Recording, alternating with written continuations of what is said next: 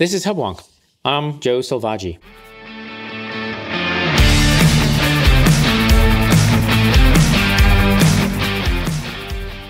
Welcome to Hubwonk, a podcast of Pioneer Institute, a think tank in Boston. Seen through a political or social media lens, Americans seem more divided now than at any time since the Civil War. While our national motto, E Pluribus Unum, had always acknowledged our many different views, faiths, and values, the ubiquity of combative debate and invectives delivered through social media has not merely magnified our perceived differences, but has made it possible to instantaneously produce and consume outrage with the push of a button. How could innovations designed to empower us to communicate more easily have led us to stop listening? And if indeed we aspire to coexist and cooperate with one another, how can we reorient ourselves away from this toxic tribalism and find a psychological framework and vocabulary that embraces our liberal traditions and encourages a successful national community? My guest today is Dr. Arnold Kling, economist and author of The Three Languages of Politics, Talking Across the Political Divide. Now in its third edition, Dr. Kling's book suggests the root of our trends towards tribalism can be traced to the fact that many in the public sphere seek to solidify their status in a tribal group by declaring purity and loyalty to their own group while demonizing the members' beliefs of other groups. Dr. Kling identifies three ideological tribes: progressives, conservatives, and libertarians, each with its own heuristic and vocabulary. The Three Languages of Politics seeks to help us each identify our own tribal orientation and vocabulary, understand the toxic dynamics that encourage loyalty to one tribe and hostility towards others, and reorient our communication in a way that offers the possibility to persuade and be persuaded, potentially turning away from outrage and obstinance towards thoughtful coexistence and cooperation. When I return, I'll be joined by economist and author Dr. Arnold Kling. Hubwonk is a production of Pioneer Institute, a Boston-based think tank that seeks to improve the quality of life in Massachusetts and beyond. Pioneer is a 501c3 organization that relies on your support. Please visit pioneerinstitute.org to make a tax-deductible donation today. Okay, we're back. This is Hubwonk. I'm Joe Selvaggi, and I'm now joined by economist and author, Dr. Arnold Kling. Welcome to Hubwonk, Dr. Kling. Nice to be here, Joe. Well, I'll tell you, Dr. Kling, I've enjoyed reading many of your books, and I found your blog very useful. I want to focus our discussion today on the book you recently released in its third edition, entitled The Three Languages of Politics, Talking Across the Political Divide. I know it was first released in 2013. It stands alone as one relatively short book, but gives us a profound level of insight into our very contentious public and political debate right now. So I want to acknowledge to our listeners, you are trained as an economist, but I would characterize this book more as political psychology. What made you decide to write this book? Well, what I noticed was that political rhetoric wasn't designed to change the mind of anyone. You know, you think that that's what it's for. If somebody writes a column or something like that, they're trying to change somebody's mind. But in fact, it seems that they weren't talking to the other side to change their mind, and they weren't talking to their own side to change their mind. It was more like they wanted to solidify the minds on their own side, kind of make their own side less likely to change its mind, which seemed like a bad purpose for political rhetoric. Indeed. So it sounds what you've been hearing is more akin to political rallies rather than political discourse. And your goal, you want to open minds. That sounds good. Our own minds, the minds of our political allies, but you also want to help open the minds of those with a different worldview, a different heuristic, if you will. Very worthy goals. I want to jump to the themes of the book. You see the world, or you see those in the world, revolving around three completely different axes of understanding. Share with our listeners what you see are those three axes of understanding or heuristics that maybe each of us, one or the other, dominates our worldview. Okay, so let's think of three bad things in particular. One is oppression, that is one class of people mistreating another class. The second bad is barbarism, people not living up to civilized norms, but reverting to, torture or murder or other barbaric acts. And final is coercion, where you don't give people the real freedom to choose, but force them to do things. So those are all bad, and if, as I described them, we're against all of them.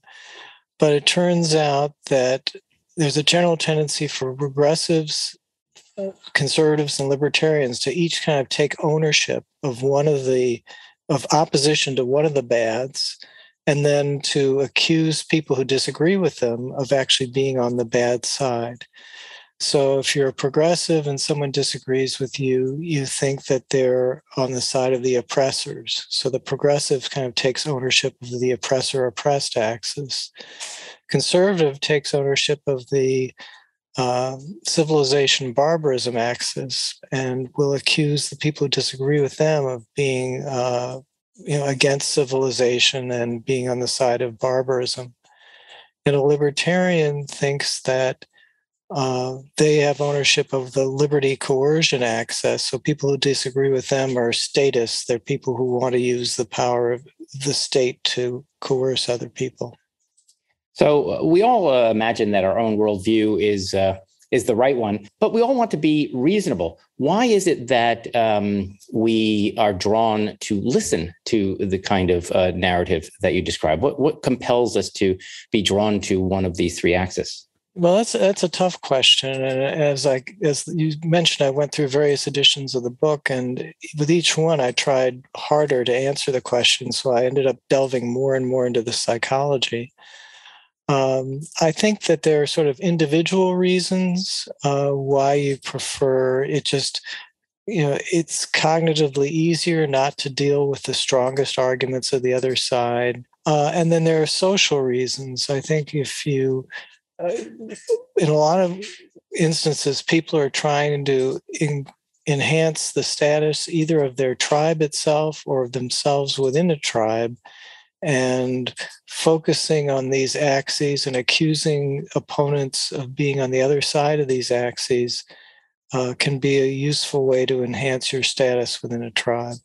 So you join a tribe, and that means you want to make your tribe stronger and the other weaker. Therefore, you even if you don't agree lockstep and barrel with everything in that tribe, it's more useful to promote the views more broadly and demonize those who don't agree with you. Okay, these are very high level conceptual concepts.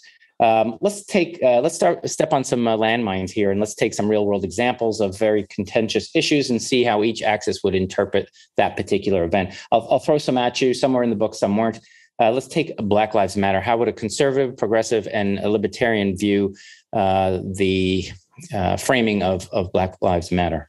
Okay, so let's start with the oppressor-oppressed axis, which the progressive would use. That's pretty simple. You just say that Blacks are an oppressed class, and other whites have been oppressors of Blacks. So you take a very favorable view of Black Lives Matter along the oppressor-oppressed axis.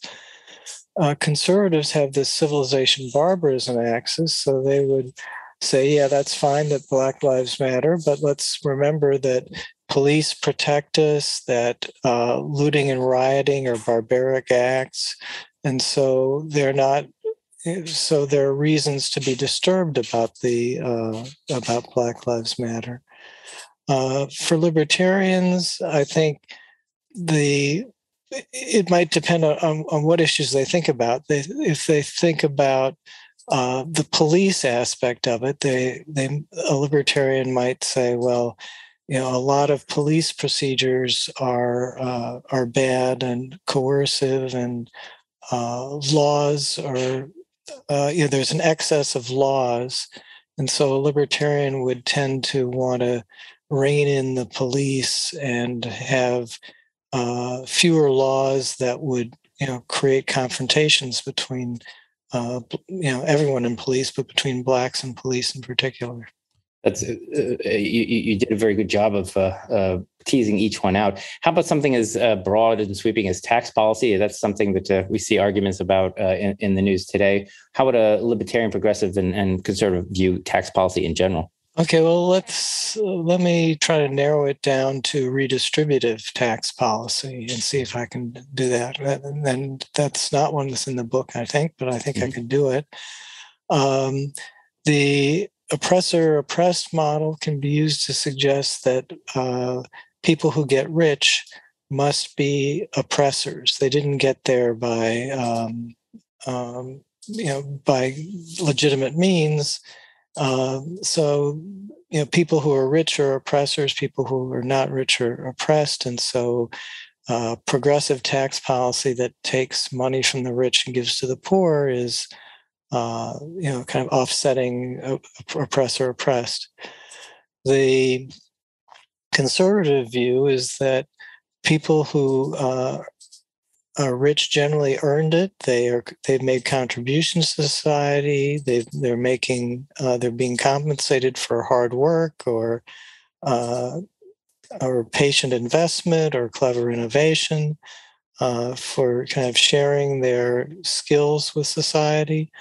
So, in some sense, redistributive taxation is kind of anti-civilization and works toward barbarism.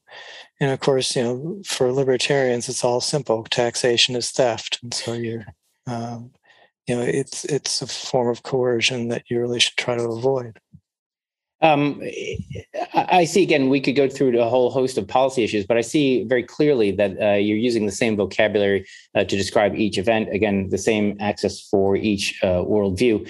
Well, I'll confess to having tried to cut through the fog of these very different views, though I do lean more towards a conservative libertarian worldview. I went to graduate school, Harvard Kennedy School, which is notoriously favorable to a more progressive worldview. And it was my hope that sitting down, one could use, let's say, science. My undergrad is in engineering, and I try to use science to understand whether a building's going to stand up or a car is going to go. I wanted to use economics as a sort of a common language that, in a sense, policymakers could meet on the field of battle and settle their differences with observation or even with theory. Do you see economics as something that is part of the solution, or is it just as vulnerable to debate as any other field? I think this is an instance where there's actually, I think this is, various experiments or psychology experiments have found that people with more cognitive ability, more education, and so on are actually better at defending ideas regardless, and sort of more inclined to confirmation bias than people who are less educated or less cognitively skilled. So if you're trying to change someone's mind using facts and science, it's actually easier to do it with a less educated, less, sort of lower on the IQ scale person, because they're less likely to use their cleverness to counteract your thinking. So the examples are like on an issue like gun control.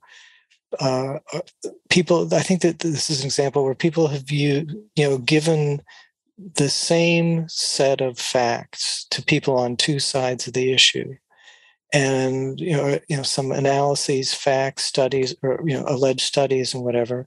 So you show people the same pieces of paper with the same words on them, and the ones who were for gun control to begin with say, well, this really reinforces the position in favor of gun control. And the people who are against it say, no, this really reinforces the position against gun control.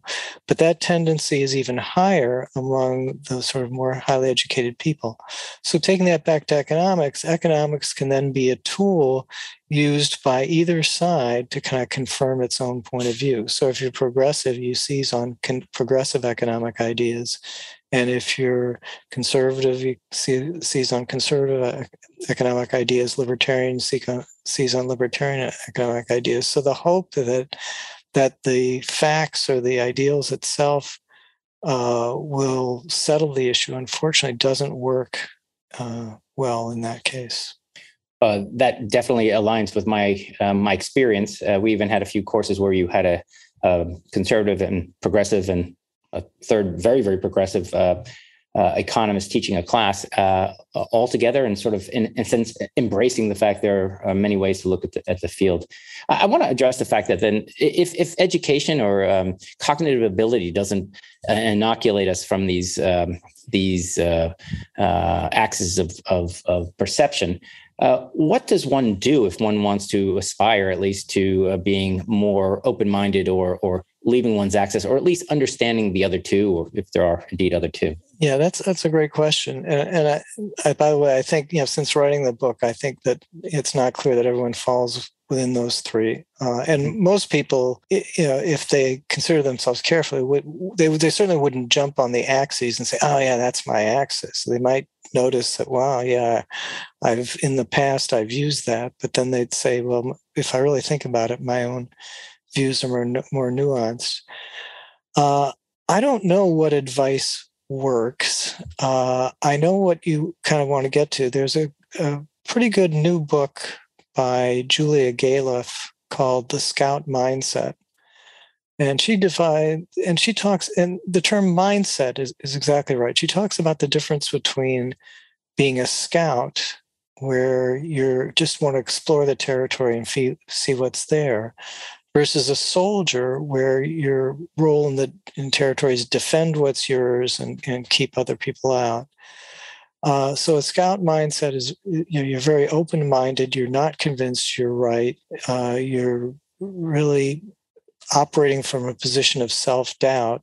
With a soldier mindset, you're trying to act as if you're absolutely sure you're right. And when you encounter someone who disagrees with you, you react with very strong defenses and so on. So from that perspective, the key is to kind of let down your defenses, to sort of be constantly alert to, well, the other person could be right. I could certainly be wrong. And to be just thinking in those terms, what would make me wrong? What would make the other person right? So it's a mindset. I'm not sure. I think she's absolutely right that that's the mindset you need to adopt if you want to avoid being in this kind of tribal mentality. How to do that is a challenge, but I think that's the key. That's a great framing of a scout and soldier. I guess I would characterize myself as a scout. What attributes does each axis use to demonize the other side? Okay. Again, I think that they try as a way of simplifying things. So if I were in scout mindset, let's say I'm a libertarian and I encounter a progressive, let's say is arguing for progressive taxation or for something else that doesn't appeal to me.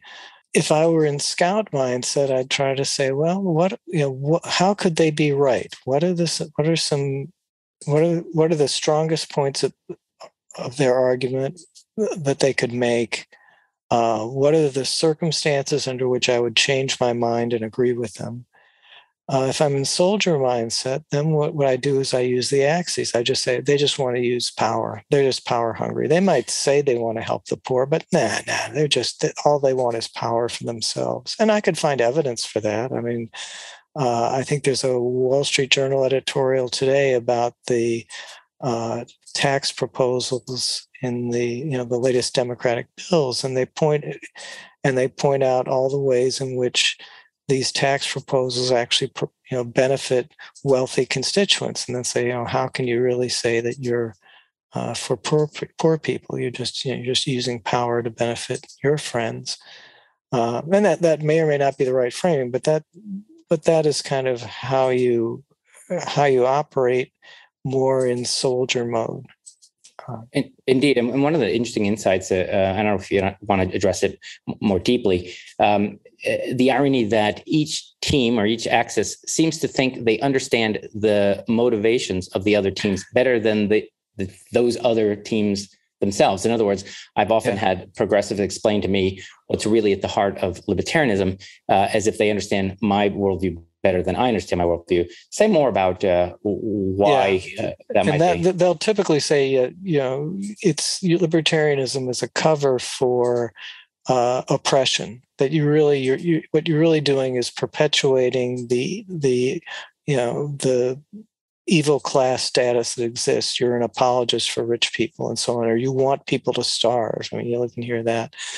So that I think is maybe the most interesting psychological characteristic that I found when I was doing the book. And it's called the law of asymmetric insight. But a way to put it is that, again, like you say, what you do is, instead of saying that your opponent is well motivated and has some is coming from a different perspective, you say that the person who disagrees with you doesn't even know really the true reason they disagree with you, that you understand it and the motives are bad.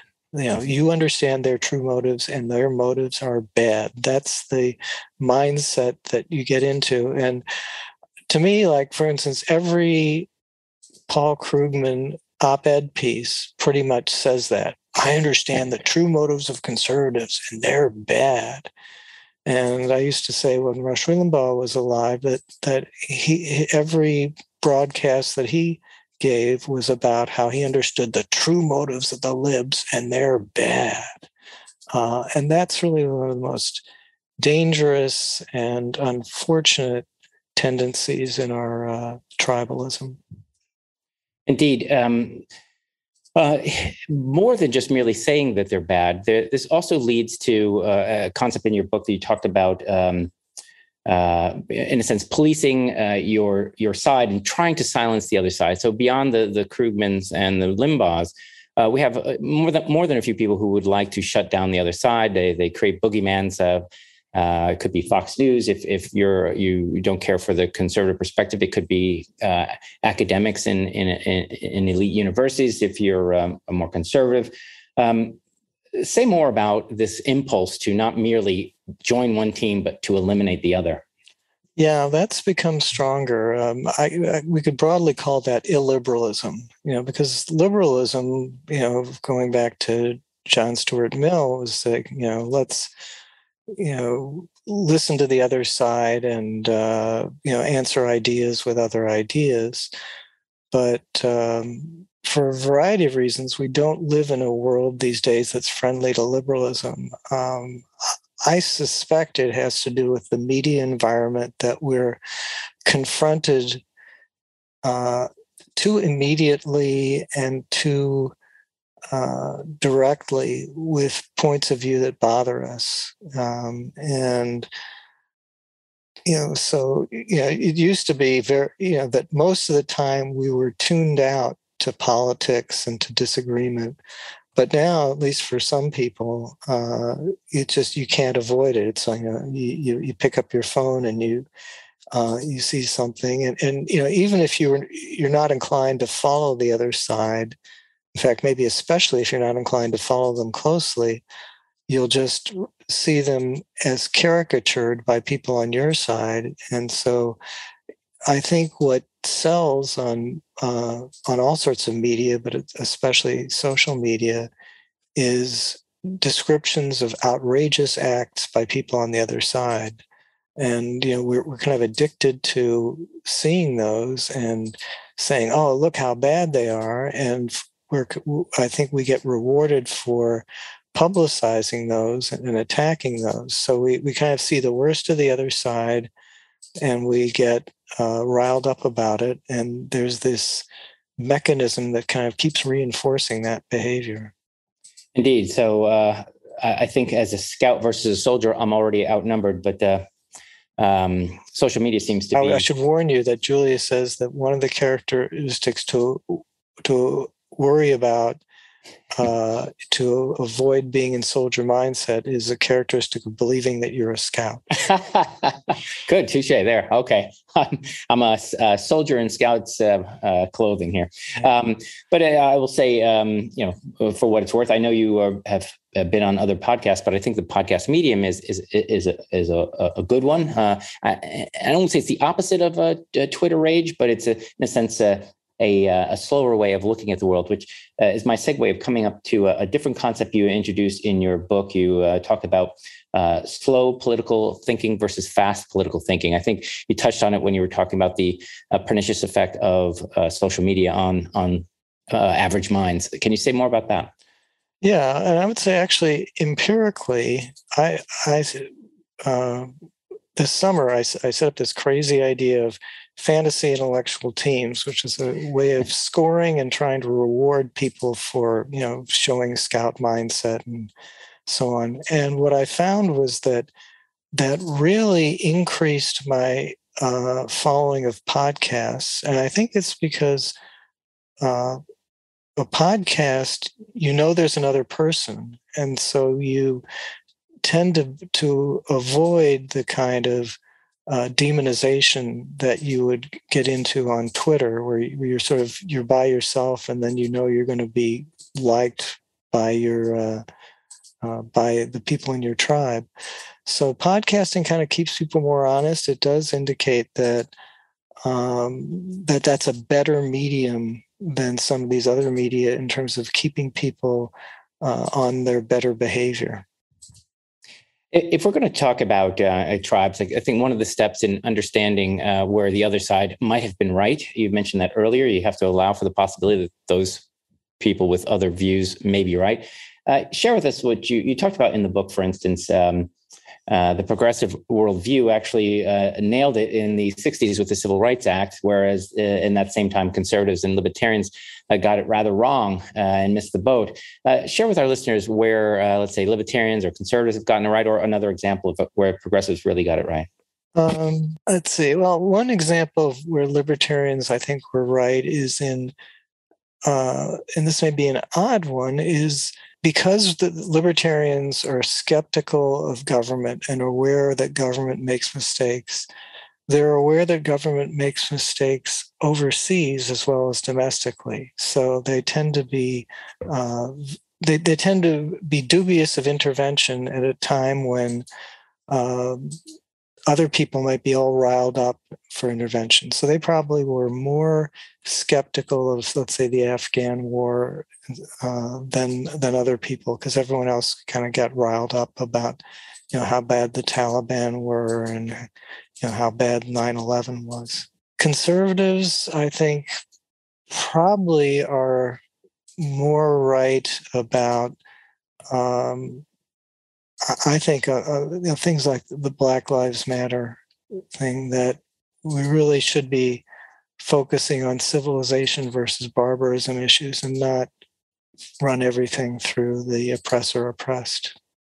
And I think even libertarians who try to, focus their criticism on police, I think, are kind of missing the boat a little bit. We're running up against our time together. So I want to bring in this one last genuine question. Your initial book was written before a fairly divisive character of Donald Trump was on the scene. And as far to my ear and listening to what I have listened to of his political rhetoric, he doesn't seem to fit on any axis, in my view. I think he has something for everyone on each, and has something to alienate someone on each of those axes as well.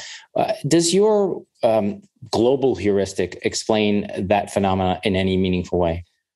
Only in the sense that that you have tribalism, but he does reorient the tribalism partly because he makes everything so personal. It's all about him and support for him and opposition to him as a person. In that sense, he is like a kind of a Latin American populist type leader. And the other, so that it is different. And I think it speaks to a different divide that has emerged, the divide between people who are college educated and think because of that they're kind of superior in some way, and then people who really resent the way the college educated people try to lord it over them. So that's kind of a new divide, maybe a new axis that emerged. In that sense, the book has gotten out of date. Indeed, it might introduce a fourth axis. We talked a little bit about this sort of loss of faith of quote unquote elites or leaders, and sort of the breakdown of confidence in anything, really. I won't say broadly it's conspiracy theorists, but we had Martin Gurry on the show, and he talked about the power of information to have us somewhat lose trust in institutions, but there's really no equivalent dynamic that's going to help us rebuild, let's say, more trustworthy institutions. This seems to be moving in one direction, away from trust and towards essentially tribalism.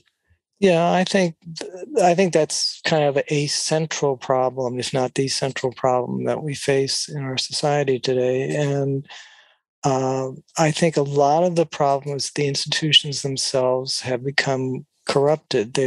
Any institution can be gamed. I mean, I worked in business a lot, and you have employees trying to game the system of compensation so that instead of using the system as an incentive to do better for the company, they figure out ways to work as little as possible, but still get the most compensation possible. And I think over time that's happened to our institutions. And I also, just in a whole variety of ways and for reasons, most of which I probably don't understand, universities, journalism, and academia have all become corrupted in recent years. And I think that's a big challenge. They're not selecting the best people, and they're not elevating the best ideas the way I think they used to be better at that, and that's I think a major challenge for our society. Indeed, I would say from my point of view, they're not even trying to move away from this illiberal trend. Instead, trying to enforce orthodoxy or ideologies. It's very, very strange. So we're near to the end of our time together. I just want to make sure our listeners who enjoyed what you said on our show today, where they can find your books, your blog, and learn more about your work. Okay, well, the Three Languages book is actually on a website called libertarianism.org, and you can get it for free if you search around there, I think. Mm-hmm. And my blog, just search for Arnold Kling blog. I'm sure you can find it. And I also have a Substack. So if you search for Arnold Kling on Substack, you can find that. Well, I think our listeners will enjoy it because your work doesn't just have your ideas, but it has lots of references to other important thinkers where you've found some of your insight. So it's a really treasure trove of information. So thank you for joining us today and sharing your time today, Dr. Kling. You've really, I think, made our listeners think. Enjoyed it. This has been another episode of Hubwonk, a podcast of Pioneer Institute, a think tank in Boston. If you enjoyed today's episode, there are several ways to support the show. It would be easier for you and better for us if you subscribe to Hubwonk on your iTunes podcatcher. It would help others to find Hubwonk if you offer a 5-star rating or a favorable review. And of course, naturally, we're happy if you want to share Hubwonk with friends. If you have ideas or suggestions or comments for me about future episodes, please reach out to me at hubwonk@pioneerinstitute.org. Please join me next week for a new episode of Hubwonk.